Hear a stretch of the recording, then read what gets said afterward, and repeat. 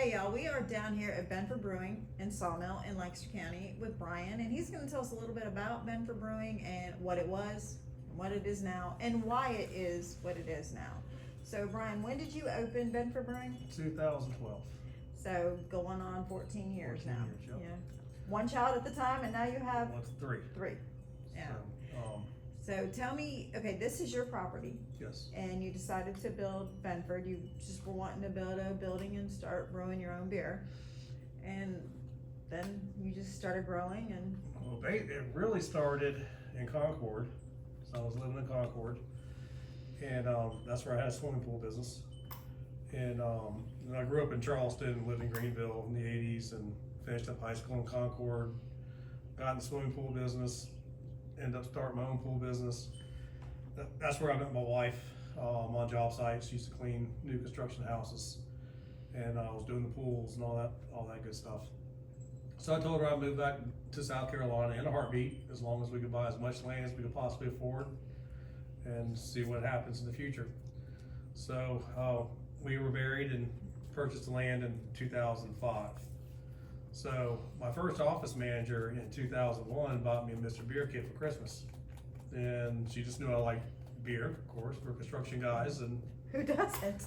Honestly, get off of work and go have a beer with your employees or whoever, and so she knew that. So she bought me a Mr. Beer kit, and I didn't know what to do with it. I mean, I looked at it. It was a Christmas present, and I was like, well, what do I do with this?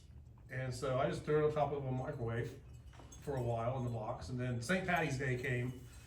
That'd be 2001, St. Patrick's Day. that's a beer drinking holiday right Yeah, there. so it was winter, and so it's cold and there's nothing to do. And so I opened up this kit and I'm reading the instructions on how to brew this beer. And I didn't even know, honestly, that yeast made beer at the time. And I was reading the instructions, and it said you can increase the alcohol content by adding more sugar. What happens to more sugar in there? And it was the nastiest beer you could possibly ever make. You put them in plastic bottles, it fermented, it tasted like green apples. But we drank every one of them. So I think it was 42 bottles, 12-ounce bottles of beer. Oh my gosh. And so we would make ourselves, me and my neighbor across the street, he was like a second dad basically. And we would make sure that we drank one bottle of beer that I made, and then we'd convert over to some Coronas or something, Yeah.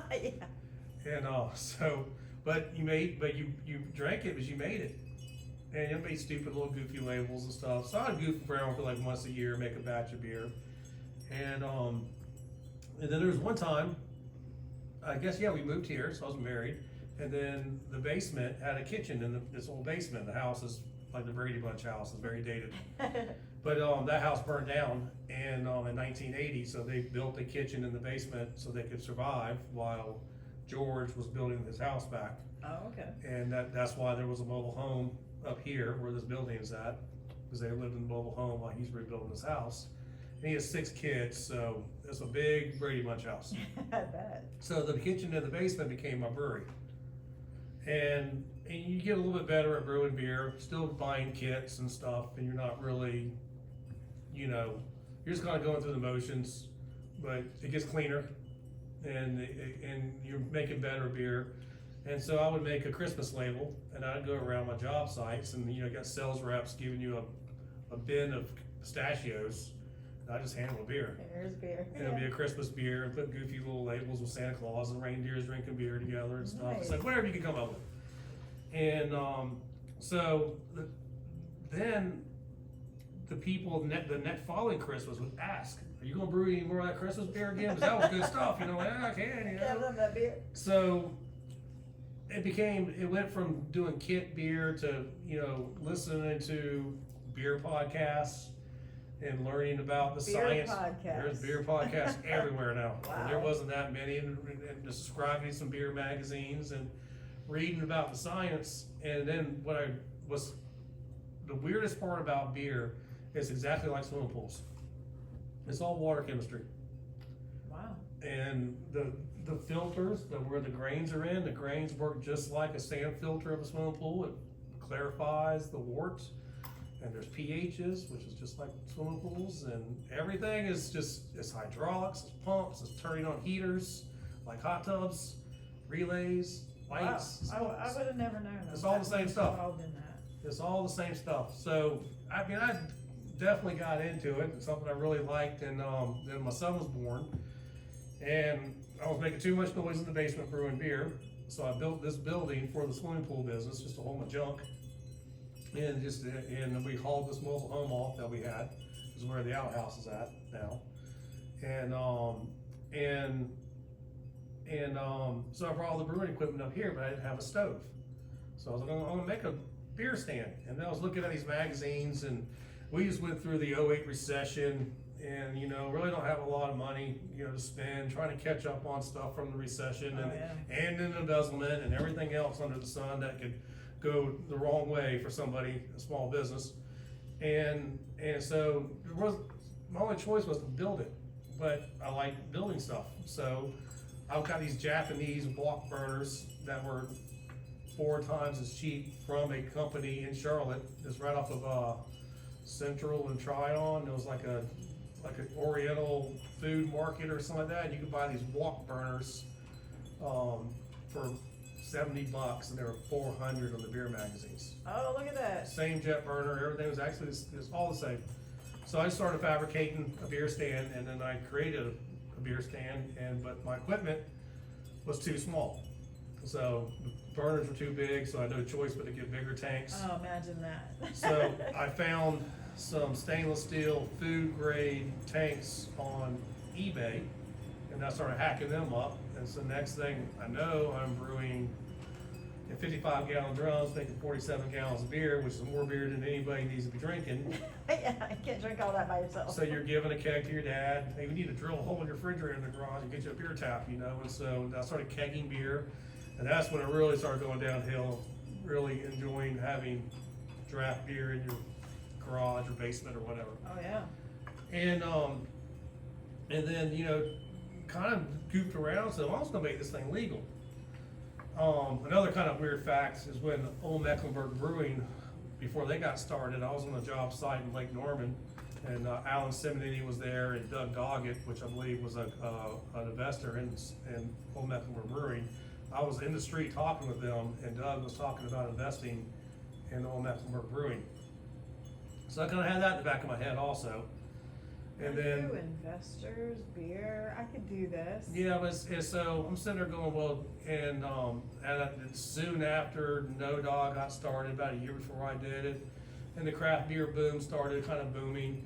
I'm like, somebody's going to do this down here, and if I don't do it, I'm going to kick myself in the butt. So I looked at the federal process, how to start a brewery. I'm listening to podcasts about it, going pro and all this stuff. And they're complaining about how difficult the government is to work with in the application. I'm just thinking, these dudes have never got a building permit for Lake Norman to put a swimming pool in the ground, so it can't be any worse than that. Right. So I was like, so basically, I read the application a few times. I was gonna fill it out, matter. And they were very interested where your money came from, so I just said, Falling Water Custom Pools is funding this boxcar brewery. And then he's like, where'd you get your money? Well, I'm using one business to fund the other business. And next thing I know, I got my federal beer license. And so I'm like, okay, well. Well, that light bulb really lit up above your head down. Like, and so, and then I kind of knew I had to have a distributor by law. And actually, I think they told me I had to have a distributor. I can't remember exactly how that happened, but there was a letter of some type. And so I had to get a distributor. So I'm like, okay, well, didn't know I had to have a distributor, but I will look at the phone book. So I pulled out the phone book. I was like, there's no way there's beer distributors in the phone book. And I opened the phone book up, the Lancaster phone book. The one that's about this Yep, thick. and went to beer distributors. I'm going, and there's like Comer Distributing, which is Miller Coors, and B&B does Budweiser. Like, oh man, I don't want to call these people. So they're gonna laugh me out of my little shop. So I called them up, and they were like, we need to come out and talk to you. And they showed up, and I was scared to death for them to show up. And they said, yeah, we can distribute this, we can sell this. Nice. And one distributor got pretty mad because I didn't go with them, because I was the first brewery anywhere outside of Mecklenburg County. I Oh, think wow. Carolina, actually, I think Mooresville, that'd be Iredell County. So I guess north of Mecklenburg, there was one brewery, and they made the pumpkin beer for the Renaissance festivals. Oh, wow. And they were really close to Dale Jr.'s house, which we built his pool. And so I would run by there and pick up, and I was like just shocked they would sell me beer. And I was like, this is the coolest thing in the world. My wife loved the pumpkin beer. Found out that's who made it, and I would run by the brewery, buy pumpkin beer from them. I just felt like I just hit the jackpot. It was Oh, I like the bet. coolest thing. I'd go buy beer from the people that make it. That's just cool as it could be. And so, anyways, that's how I got into the beer business. And we're making 7 kegs at a time. You know, our first account was Grinders here in Lancaster. I love grinders. Eddie Been says, there forever. I'll sell your beer. You got your first keg, it was smoked old hickory. And I went to the bar, I was sitting in the corner, and I was like just embarrassed. I was gonna see if anybody would buy it. And these 2 dudes pull up, and Eddie's going, hey man, you wanna try this local beer? And they're like, what, it's local? And he's like, yeah man, it's made right here in Lancaster. And I'm sitting there like crawled up in a corner, and these guys take a little sip, they're like, there ain't no way it's made here in town. He's like, yeah man, that's the guy that makes it right there. You're like, uh-oh. Uh-oh. What are you doing? Don't call me out like that. And then you talk to these people, and like, this is kind of cool, and you're just hooked. Oh yeah, you're like, You're just hooked. gotta sell some more, gotta get in other places. you know?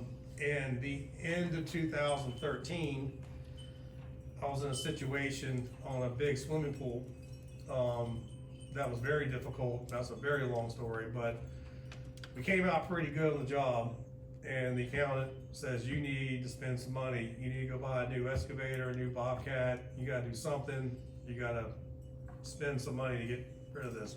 And it was the first time I made money in a very, very long time. It was just this one job that worked out very well. And I told the accountant, I said, man, let's just invest in the brewery. Let's just get out of the swimming pool business. Let's just pay the debts that we got on the business. And it was even a situation where I kind of needed to even sell my dump truck and my vehicles, and just kind of went to the Ford dealership that had a fire sale, and just needed to do whatever I needed to do to make all this happen. And I was just like, I'm just done in construction.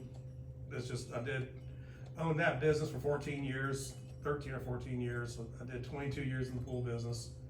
It was just time for me to get out. And I was trying to figure out how in the world do I make a living from my home in this town. Yeah, it's hard to do. Which It is- really is hard to do that. I get it. And so the concept was, when it got started, the law had it to where you couldn't even come here and drink a beer. It was against the law to drink a beer here. You could visit a brewery, and you could take 4 4-ounce samples with the tour, and I think you could charge like $5 or something. It could be free, or you could charge $5 or something like that. And that was it. The concept was make beer, put it on the back of an 18-wheeler, and wave it goodbye. That's the way it was sold to me. Yeah. Sell every drop you make, is what I was told. It doesn't work out that way. I don't think the poor guys even know what every drop you make means. No, probably not. Because when you buy 30-barrel tanks that hold 930 gallons of beer, you're basically boiling 950 gallons of beer. That's a lot of freaking beer. Yeah, it is. It's a lot of beer. And so, Well, hi. yep. And so, anyways, at that point, they're like, hey, you ready to go to Myrtle Beach? Are you ready to go to Florence? Are you ready to go to Greenville? I'm like, yeah. So distributors, have you talked to other distributors, this little network that they have? And all these distributors are kind of like, man, we don't see how in the world you're going to do this part-time, run the brewery part-time, and run a construction business. And those were some of the factors that I made. What are you doing? Oh, buddy. And those are some of the factors that, we're like, okay, let's just get out. I mean, like, all these people want to sell my beer, let's just get out. Right. And you're looking at brands like RJ Rockers in Spartanburg and Thomas Creek in Greenville, and Holy City was new. There was less than 20 breweries at the time, and you were kind of in this. Perfect time to get into that market. And me and my dad, we went to a beer festival in Columbia, and they put all the South Carolina breweries in a triangle in the middle of this convention center.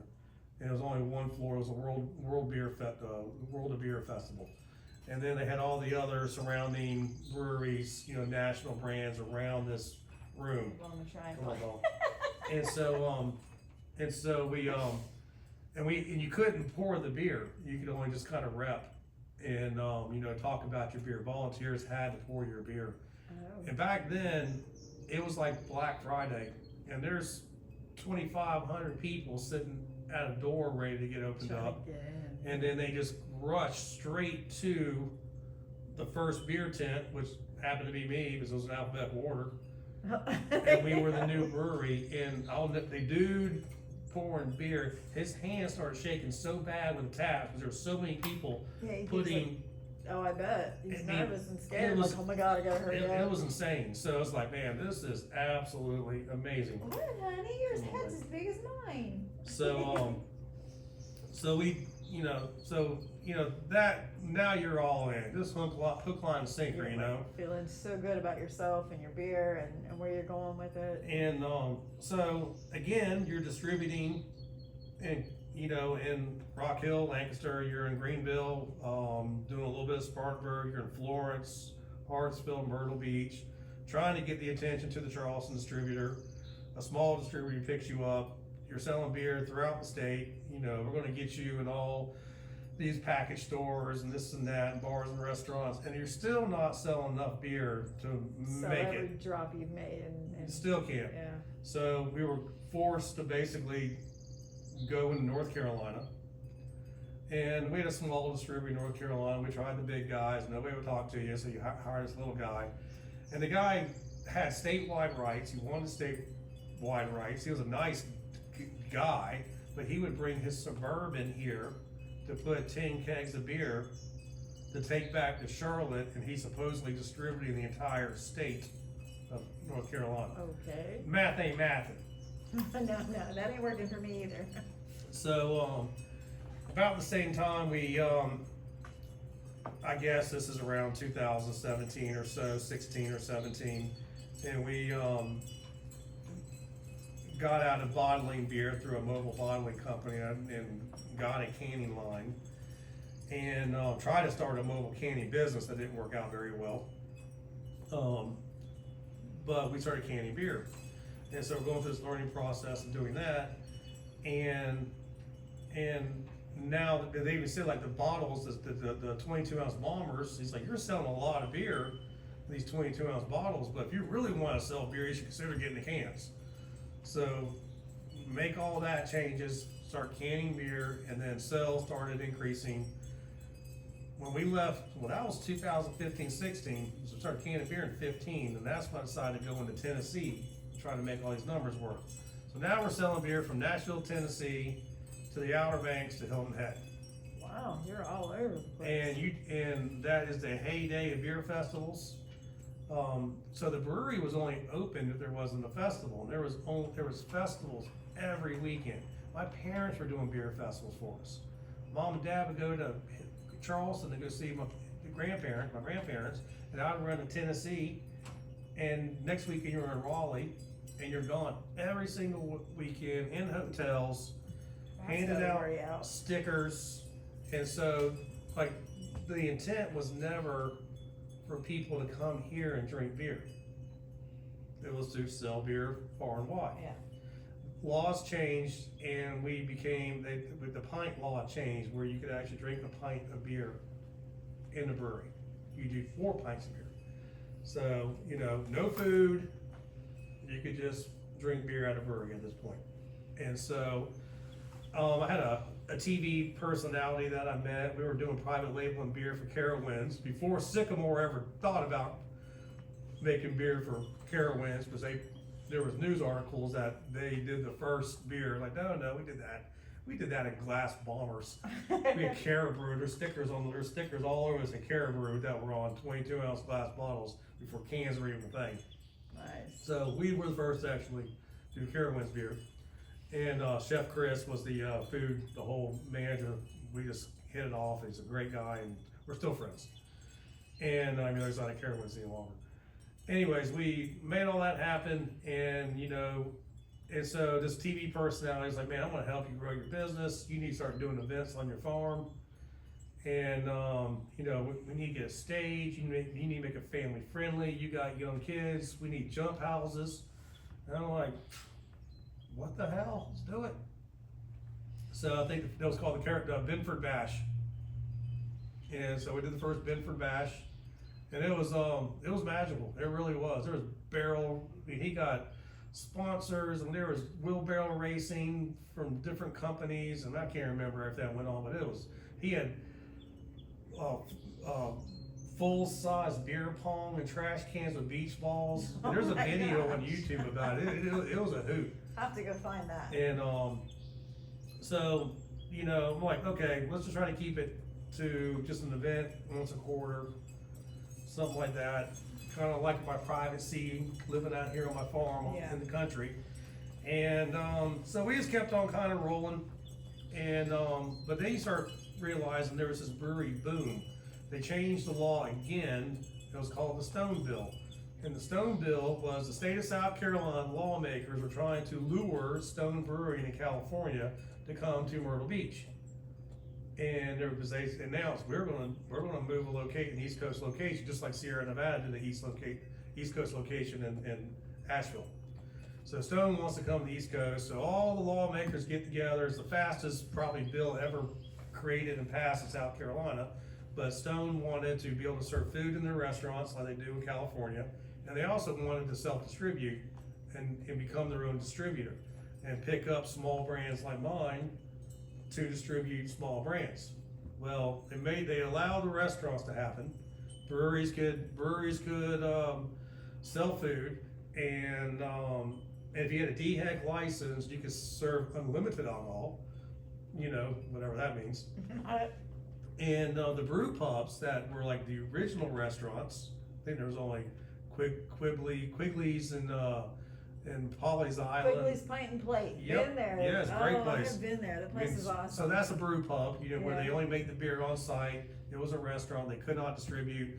Now they can distribute some beer. Breweries can now sell some food.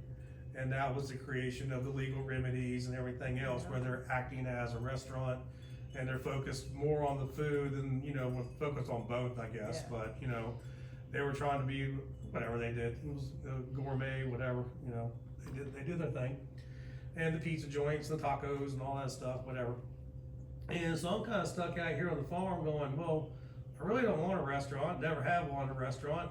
Never even like bagging groceries at a grocery store for the first 6 months of working.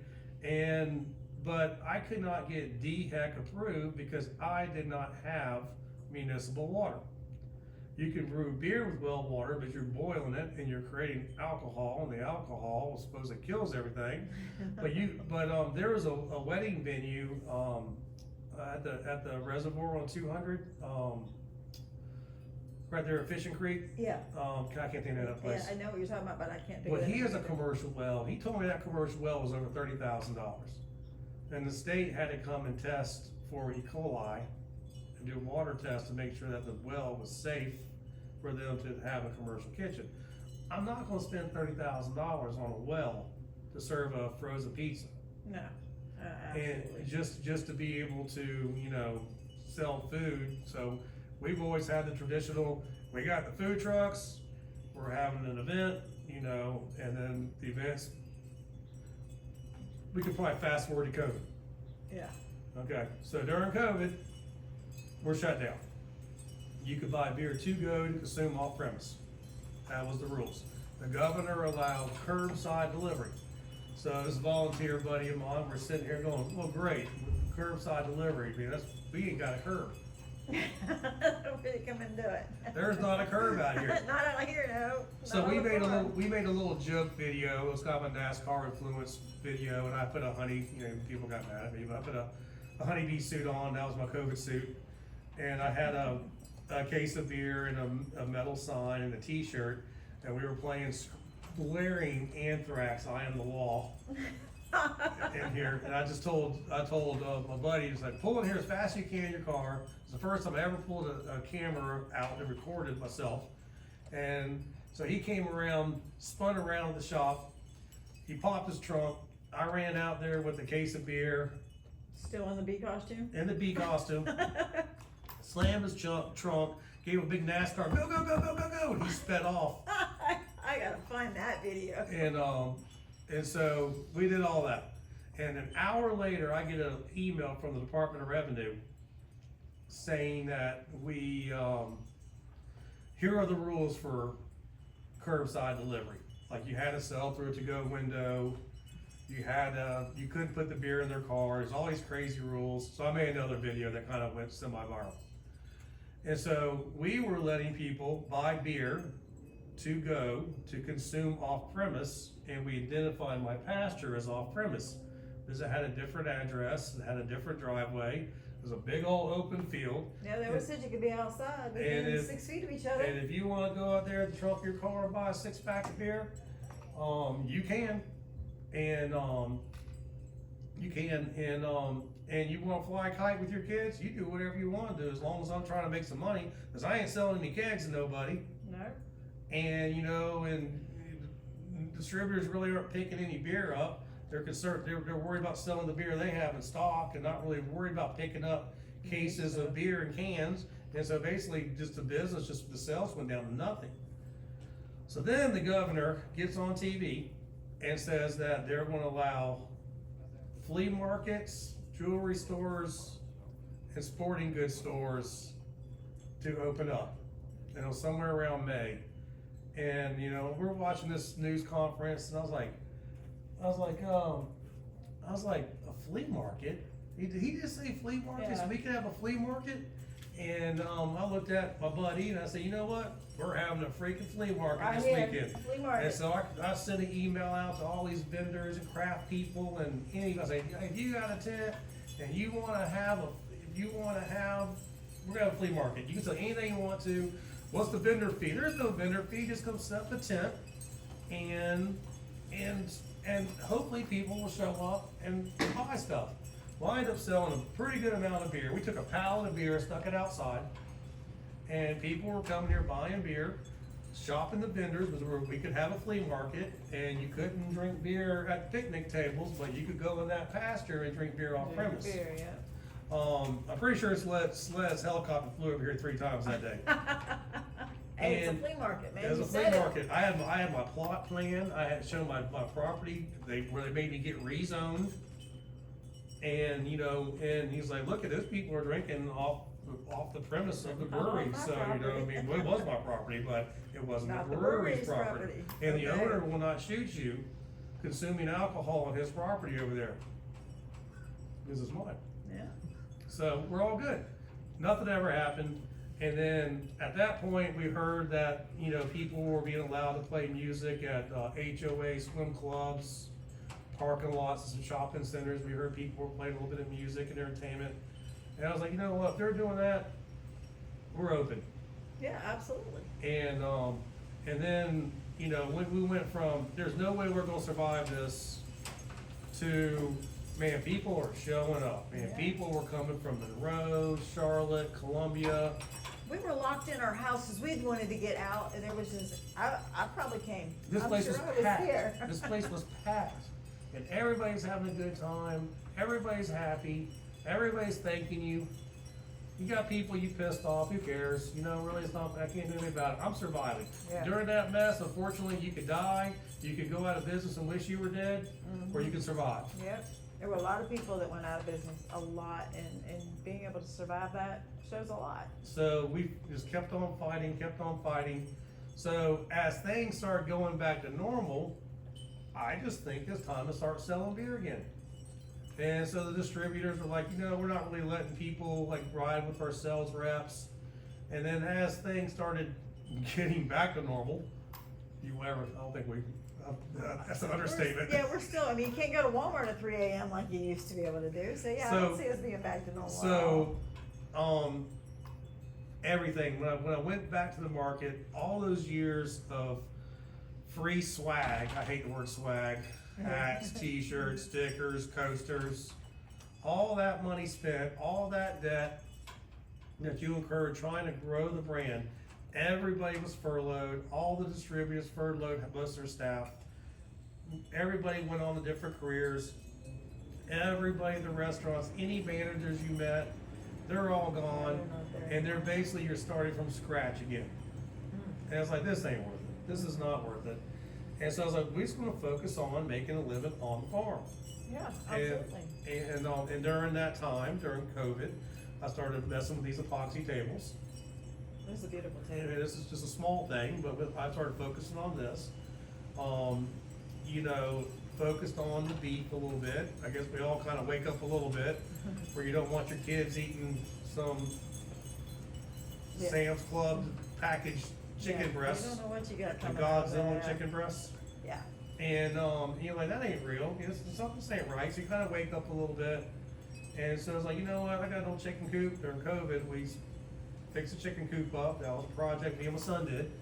And you know, it's like we're gonna start eating eggs from our property. It's like, you know what? If I gotta cut a chicken's head off to make my daughters eat something better for them, There you go. that's what we're gonna do. And the beef, the epoxy tables, and just try to start diversifying the brewery and kind of take the focus off of beer. You know, I got beer, Yeah. but here's all the other stuff we can do to make money also. Yeah. And that's the lesson from '08, when you had all your eggs in the swimming pool business. Yeah. And so you diversify and you figure out how to make money in case you have a rainy day. Well, we're here. Yes. So the distributors, you know, we had our differences. We parted our separate ways. The big competitor distributor is not gonna pick you up, Okay. because there's been battles, distributor battles for years. And you were the brand that was fighting their brand, especially when we were the only two brands Yeah. in the market, Yeah. the only local brands in the market. So, and I didn't create that war, the distributors created that war. You know, and you're just kind of part of it. You know, you're in a boxing match and you're kind of like, you gotta root for this guy, because this guy's making your living for you. You know? Yep. And so there's been, you know, after even all the bloodbath of all that distribution mess, I went to legal remedy and said, dude, I'll just let you know, that wasn't me. I didn't And know. we shook hands and, you know, and talked to some of those guys, and, you know, it's like, it's a two-way street, you know, I mean, it's ugly. And so it's like, man, just don't even worry about going to the other distributor. Don't worry about the small distributor. It ain't worth my time to sell you beer when I can sell beer here. Yeah, exactly. So we just kept the music going, and the place turned into a music venue. Oh, I've been here a couple of times, and And- I loved it. and- Absolutely loved it. And to be honest with you, I got burned out on it. You're playing music every Friday, Saturday, and Sunday. Then you basically brew beer or do whatever you gotta do on Monday, Tuesday, Wednesday. And then you're cutting grass, cleaning up, ready for the next wave of whatever band. Yep. And it's fun for everybody else, but it's tough. That's what happens when you own your own business, though. It's tough. So, you know, I kind of wanted, and then you're making money on these epoxy tables or doing whatever, you know, and so my kind of like, let's just slow the music down a little bit. Let's focus on what makes a little bit better money. And last April, you know, we had Montgomery Gentry here. Yeah, I remember that. And I didn't do that. Some guy asked if he could do it. Probably wasn't on the customer end. It was wonderful. On the back end, there was problems. Oh, And so, and luckily a neighbor that's in the entertainment industry kind of helped us polish that out and made it really good for the musicians, but it wasn't the cleanest thing on the end.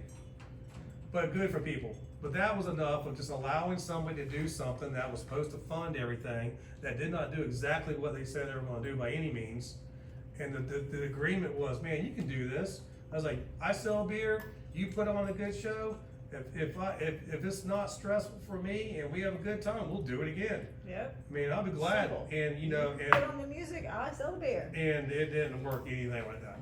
So I basically, and my neighbor basically put on an event and made no money, no compensation Oh, no. on our end, and it was even worse for the bands on the other end.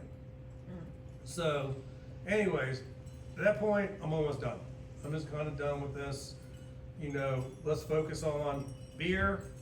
I ended up selling the canning line. I bought a sawmill, started making some money some other different ways. And, you know, I was like, we'll do an event once or twice a year. And I was like, you know, let's just get away from the weekly music. Let's do one event a quarter. Almost exactly how the intent, how it started. Yeah. And then that was April, and then a month later, I about burned this place down. The sawmill, or what did No, you do? no, the building burned down. Yeah, but was it electric or? I was smoking a barbecue outside overnight. Oh, okay. And it burnt, and then it landed on a grill, it hit a propane tank, and it, Oh, well, yeah. it opened up the building, and Yeah. I put the fire out in boxer shorts and flip flops. And Oh, and if my wife didn't wake me up, this whole place was gone. Oh, my gosh. So, and then the fire department came, and I had the fire 99% out, and just all adrenaline. Oh, I'm sure, yeah. I would've And been the same and I way. lost turkeys. I had turkeys I was raising up for Thanksgiving, and lost all the turkey pullets that were sitting over here. And you know, it was bad. And I tell you what, the people that came to help clean this place up, Oh, yeah? the customers, they're not customers, they're We're friends. friends, yeah. And all these people that you've met over all these years just ran out here. There was 50+ people out here cleaning this place up. Nice. I mean, within an hour of announcing we had a fire. That's so good. And, That shows you what small businesses and small towns. These people, I mean, that was more rewarding than anything I've done in this business. Because those people come to clean this place up. Nice. So, you know what? So the plan was, fix the building up, you know, get the equipment running when it cools down. This is May, it's July, Yeah. and this place, you know, it is hot as Hades out here. Oh, I can imagine, yeah. And I'm just burned out, man, just burned out, just with everything. And then I get a non-renewal notice from my insurance company. Is it because of the fire? That's what I thought. And, so I call the insurance agent, a local lady here in town, and she tells me, she goes, Brian, she goes, it's not you, it's not the fire, it's like, we're having this problem everywhere. This is industry-wide. And we started looking for new insurance policies, and we can't get any insurance policies. Nobody will give us a quote. They want us to sell 40% food. I didn't start this business to do food. I started the business to brew beer. So all these laws and all these changes, now they want us to be a restaurant. You have all this investment, and they want you to be a restaurant. So bringing in a food truck Doesn't count. doesn't count. They So- want the revenue coming from I've asked the insurance lady, can I lower my prices to $3 for a beer, require a $3 bag of chips? Just to show a 50% revenue in food? She goes, that ain't gonna work. It's gotta be actual restaurant type. DHEC approved. No I can't- box sandwiches and And I bags can't of get chips. DHEC approved, because I don't have their water. And they want you to go get tested for E. coli. There's no E. coli in the water, I'm alive, my family's alive. Well water, we have well water. It's much better water for you than some of the stuff. you get. Yeah. We've been drinking for 20 years, there's Yeah. no E. coli, we're alive. Yeah, I exactly. mean, like, that's how this government works. This is how ridiculous it is. So, we go through, I don't know how many different carriers trying to find insurance. Nobody would give me a quote. I could not get a quote last year. So not even a quote. Nobody, even if it's a ridiculous amount of money, you still cannot get anybody even to quote it. Hmm. You would think an insurance company would do anything they could to get business. So, now we start learning. There's a wine bar in Fort Mill, and Grapevine, and Dave. Grapevine, yeah. Well, Dave has been complaining and bitching about this insurance hikes for 2 years. And, you know, and he's 100% right, because I've been screaming, and he was going down to the State House and complaining, him and his wife, complaining about all this mess. And he would say, it's coming for you guys, it's coming for you. And I'm sitting there going, my insurance renewed, and it was the same rate. I was like, well, maybe since I'm a brewery and not a bar, it's different. Yeah. I mean, I don't know. I just know I just got mine renewed. So then the fire happens, and then I can't get a policy. And then you're finding out what happened. So in 2017, the lawmakers passed the Liquor Liability Law that required all the businesses that have $1 million liquor liability policy. I don't know all the special terminology. Maybe I should, after I've been yelling about it for as long, but I still don't understand it all. I don't think anybody does, not even the lawyers that wrote the policy. So, but we are joint liable. So if you come here and drink 2 beers, and you go somewhere else and drink 2 beers, and then you stop at the gas station, and you get a 6-pack of some Natty Lights, and you knock those out in your car, and then you swing by the Mexican restaurant and get you a big fishbowl margarita, leave there, and you kill somebody. They're gonna come back and sue the Mexican restaurant, second place you went to, and me, because we have joint liability, but not the gas station, because they sold them off-premise alcohol sales.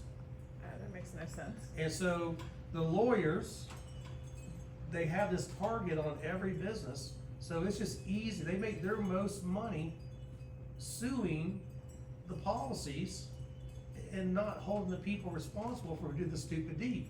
Yeah, instead of saying, hey, you're the dumbass that ran out and hit somebody, we're Right. gonna sue the guy that served you the 1 beer you had. 2, And then the 3, next guy that got whatever. the next beer, and Yes. then, that makes absolutely no sense. You know, None. and I mean, if there's any liability, it'd be on the last location, Yeah. because this person might not be as coherent as they should be, you would think. So But some wobble people, yourself on in there. but some people can do this.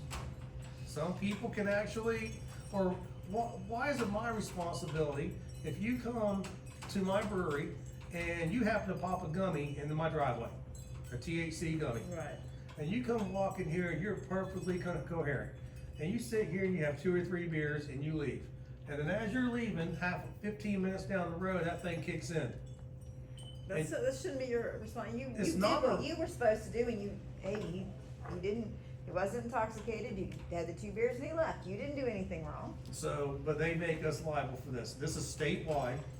Anybody that serves on-premise alcohol. That's your golf courses, that's your VFWs, that is your grocery store bars.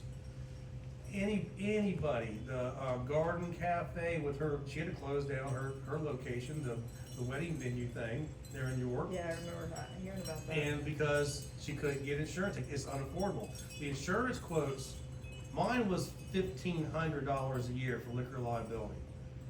You know, bars and restaurants were $4,000 to $6,000, $7,000. That went to $30,000 to $100,000 per the South Carolina beer attorney. And the local bar here in town, LA Tap Room, his quote was $37,000. You can't make a living, you got employees you gotta pay, you got all that, you Rent, can't make you a got- living you doing that. And so what are they gonna, is it their way of trying to shut the small businesses down? And here's an interesting name for you. A customer sent this to me, and he was looking up information. One of the lawyer lobbyists that was pushing this, you'll never guess who it was. Alex Murdaugh. Mm. And there's 2 other names never heard of. Wow, Alex Murdaugh. Was Imagine one of the that. lawyers pushing and lobbying for this stupid law that all these lawmakers passed in 2017. Oh my God. His And name just keeps showing up. so all the insurance companies basically left the state. I heard there's only 2 writing policies because everybody's getting the suit. This is probably the first time in my life I agree with the insurance companies. They pulled out of the state I would have too. because they can't afford to be here. I heard something like for every dollar they were spending on insurance, they were losing $2.47 Oh my or gosh. something like that, right? And you know, and it's like this is just the dumbest thing in the world.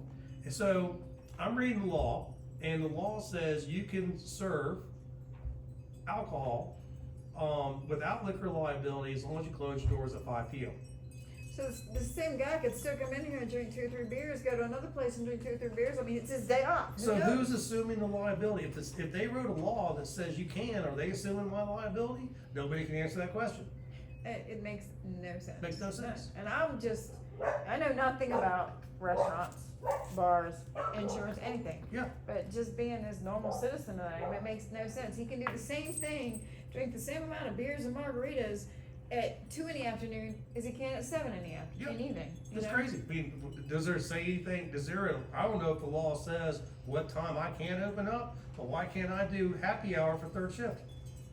Yeah, do happy hour at 7 a.m. for the people that are getting out of work. Just to you prove know? a point to how Yeah. stupid this is. It Because is it stupid. doesn't say, it just says you can serve until 5 p.m. without liquor liability.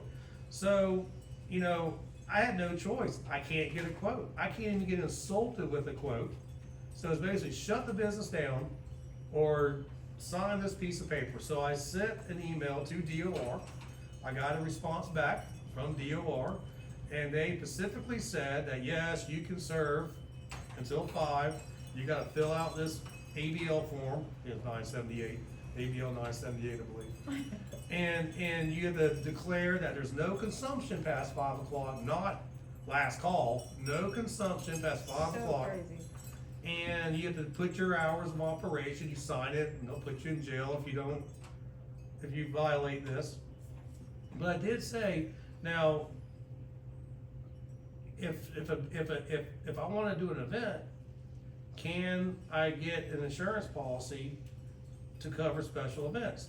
DOR wrote back to me and says, that would be up to whatever insurance carrier you're working with.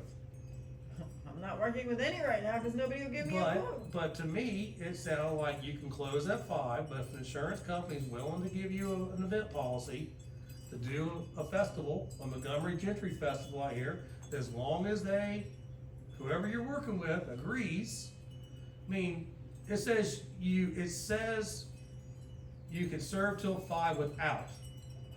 And so I take that as, the way I interpret it is, if somebody wants to insure me till 6 p.m., if somebody wants to insure me till 11 p.m., if somebody wants to give me a week's worth of insurance or a month's worth of insurance, I can serve, or I can have an event as long as I got insurance. And that's an agreement between me and the insurance company. So our buddy down the street interpreted it the same way. And he found a website where you can buy special event policies. You go online, he was able to get a 1-day policy for $300. He did it 3 times. And the state DOR came and took his license for about 45 minutes, said that he was breaking the law, and he knew it, and he went up the chain. They dismissed everything. They said, we're gonna call this a learning experience. So he's telling me, he goes, you can't see, they're not gonna let you do an event on your farm. Cause I had a pirate show scheduled for May 23rd. It was like a Renaissance festival with pirates, 20-member band, they dance around, do fun stuff, get a jump house for the kids, do our event, brew a batch of beer for the event, make a pirate grog beer, have some fun, sell up to $10,000 for the beer in one day. And then, if I could stay up until 5 and do these events and get a special policy, that's what I'll do. They're not gonna let you do that. So, we get into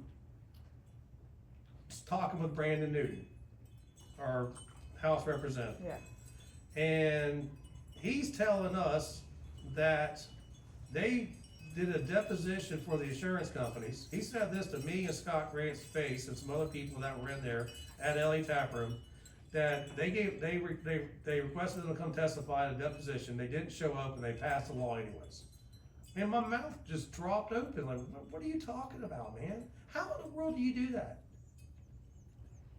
And so, anyway, so Brandon, I've seen the text messages, and he's saying, he told Scott that he was digging in Columbia, and it was DOR's policy to not grant special event license, not to recognize special event policies if you had a permanent license, like a beer bar license or a brewery license. But that's their policy. How do they make a policy that's not written in the law? Yeah, it makes no sense. It makes no sense. Not at all. So, we're at the point now where we gotta get loud. Yeah, absolutely. And you've seen me get loud. Yeah, I followed you on Facebook for the last year, just watching and listening and educating and learning, and And still don't understand Yeah, it. and it's not about me. I can make money on my sawmill. I've got commission tables right now. I can sell beef. I can do all kind of things here to generate money. Yeah. Actually, the brewery makes no money, but beer does sell wood. Customers come here, they have a pint. Just happened, we're actually making epoxy tables, commission, and sending them to Utah for a couple's second house. You know, that's what beer does. That creates the conversation. Yeah. You know, a pint of beer and walking up to the sawmill and showing people around, that creates the conversation and builds the trust right off the bat. I mean, everybody is I'm not trying to sell them anything. They're truly interested in what I do, and they're the ones that's just, maybe you can do this for us. Yes, I can. Yeah. And so that's really where the business has gone to. But you got places going out of business every week. There are bars, restaurants, and breweries that their policies are coming up for renewal every week, every month, all over the state. And it's not time for a kumbaya. We've had a good 14 years. No. And we appreciate everybody we met, you know, and we'll see where life takes us. No, we gotta fix this crap. Yeah, I mean, this is all you've known, and so you've managed to diversify into some other things, but there are some people that's all they've known, and that's their livelihood. That's what's putting their kids through college. That's what's buying their house. That's what's taking care of their parents. All those kind of things. And all of a sudden, it's like the state says, "Nah, never mind. You gotta close." And it's what do you do now? You have to pick up and go buy groceries. so let me ask you a question. What happened when we had the gambling halls at Carowinds of the state line? Oh my God, everybody went to the state line. I mean, I dated a guy when I was in high school who would get his paycheck and drive to South Carolina and pretty much kill the whole paycheck. And why did that? Well, so there's not good things about it. No.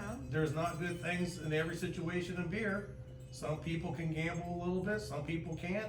Some people can drink, Some people can drink, some people can't. Some people like a little bit of THC, some people don't. I really don't. I don't see why it's not legal. Let these adults make their own decisions. And why do we as a state want to send our money to another state? Right, but you know, why do we want people to, instead, if they can't have a brewery and a good time in Lancaster, they're gonna drive to Charlotte or Absolutely. Monroe? But what happened with the gambling? What did they do? Do you remember? They closed them all down Yeah. for what? Do you remember what? I can't remember. Educational lottery. Oh yeah, the lottery, yeah. I see people spending hundreds of dollars on Right. scratch-offs and standing at the gas station scratching them off. You have these people who built the business, that invested money, and the state comes in and says, no, you can't do that no more. Sorry, you're out of business. We're gonna be in the business We're now. gonna be in charge of that. And so yeah. we're gonna do all this, but we're gonna make it for education. But the school still can't put paper and toilet paper and everything else in and these the schools. books are outdated and the buildings are falling apart. So where's that money going to? Somebody's getting it in their pocket somewhere. But all those businesses got screwed. Yeah, And that's what they're doing to us right now.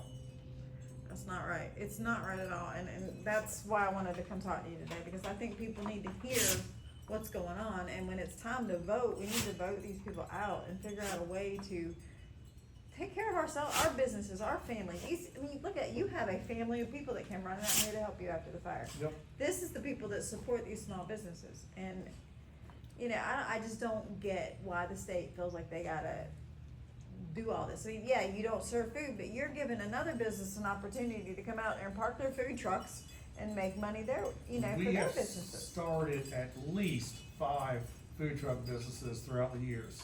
Smoke and Rail, which is the most popular thing south of the Indian land, Van Wyck. Yep. I mean, he had that food truck from the very beginning. Yep. It was the events like the midget wrestling that, you know, got him. I mean, you can ask him. You know, you got the Munchies. I can't get a food truck. You got Del Carne. There's been so many food trucks that, you know, that did it. Basically camped out here for the events. That was a mainstream of their revenue, and they would go do lunches and everything else. And, you know, they got to the point where they could get a brick and mortar location, or they could, you know, whatever, but they started their businesses right here. There's so many in Rock Hill, you know, that CB, Cobby, whatever that thing's called, that Yes. slow fray. Yeah, that's I mean, CB, all yeah. these food trucks started their businesses and grew from breweries. Yeah. And they're trying to shut us down. It's small businesses helping each other to grow, and I don't know why the government feels like they gotta control that or stop it. What, so, you know, so the Outbacks and the Texas Roadhouses can continue to go on, and, Okay, we talk about all the time, in the '70s and '80s, you would go for a beer at the Holiday Inn.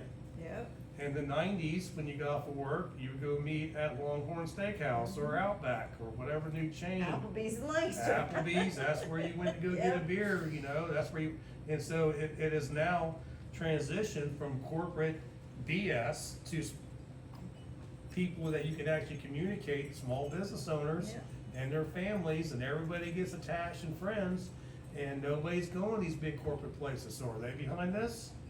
I don't know. You don't know. You don't know what the deal is, but what the laws that are passed make no sense. That needs to change. It And- really does need to change for the small businesses, might as well just shut their And doors, this, sounds like. this whole two-party system BS, and everybody argue with each other over this and that, you need to realize it's all of them, on Mhm. both sides. It's not just, yeah, it's not just the two parties, it's not even about us. No, it's anymore. nothing It's to about do what us. they can accomplish for themselves. So we're gonna get loud, and, you know, we get a few comments already about, oh, that's what you get for voting this way, blah, blah, blah, blah. Yeah, And it's like, stop it, man. Stop. Just This, stop. this is about every small business. We're overtaxed. We got too much property taxes. We got sin tax, excise tax, all these taxes, licensing fees a tax, your driver's license a tax, your business license, like your food truck's a tax. Yeah. You know, you're required to have a commissary in a food truck. That's a. That's a whole other That's can a of whole, worms. it's just crazy. We have Yeah. all these regulations putting a stranglehold on us, and we need to stop it. And the only way we're gonna stop it is to vote all these people out and get some people in there that care about small businesses. That's right. It's the only way it's gonna get done. So take all that separation, divide. That's their job. Their job is to divide us. And they're doing a great job of it And right they've done a now. really good job Great dividing job us. of it. And we gotta wake up and realize it's really us against Yeah. them, not us against each other. We need to support each other, regardless 100%. of who we voted for or who we believe in. We're the little guys, And I and we're don't gonna get believe stepped any on. way I used to believe No, in me the early neither. 2000s, I promise you that. Me neither. I'm a completely different person Yeah. for what I believe, and you can thank COVID for that, Oh, yeah. because this COVID mess is what's waking us up on how we're treated. Yeah, we're starting to see a lot of things because of COVID. Yep, so, All right, well, Brian, thank you so much for this, and, you. I'm gonna have more, I'm gonna keep following this for sure. I need to get out and talk to our boy at LA Tapper and see Yep. what he's got to say, so. Yep. Oh, y'all, so everybody needs to get out and vote and support the small businesses, cause if not, it's gonna become Walmart world. Walmart and Amazon, what it is, you know, and if we don't support each other, you know, who's gonna support, you know, you wanna start something small, you need our support just as much as, you know, we need to support you, we need to support each other. So get out there and vote, and keep an eye on what's going on in South Carolina, y'all, because it could be coming to another state next if we're not careful, so. that's correct. All right, y'all, take care. Thank you. Thank you, Brian.